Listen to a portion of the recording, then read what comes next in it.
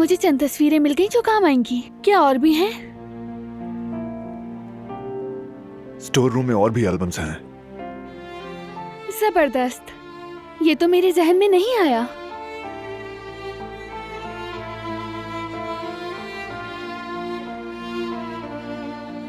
मैंने गुल को बता दिया है, हम सब मिलकर सब ठीक कर लेंगे। दिलान, तुम्हारी एफर्ट्स अच्छी हैं, कारआमद हैं, लेकिन खुद को ज्यादा मत थकाओ, समझ गई? तुम फिक्र मत करो, अपना ख्याल रख रही हूँ मैं। मेरे बेबी, तुम्हारी अम्मी अभी स्टोर रूम जा रही हैं और बाबा को कुछ काम है, फिर मैं आऊंगा तुम्हारे पास। अगर तुम्हारी अम्मी ने खुद को ज्यादा थकाया तो मुझे बताना। मेरा बेबी अपने बाबा से मेरी शिकायत कभी नहीं करेगा।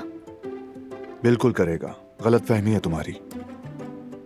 ये सुनेगा तो तुम्हारी, लेकिन ये बात मानेगा सिर्फ मेरी। वाकई हमारे होने वाले बेबी को अभी से अपनी तरफ कर लिया।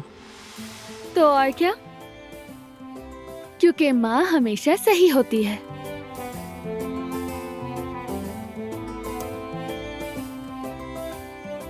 थकाना मत खुद को, अंडरस्टैंड? ठीक है।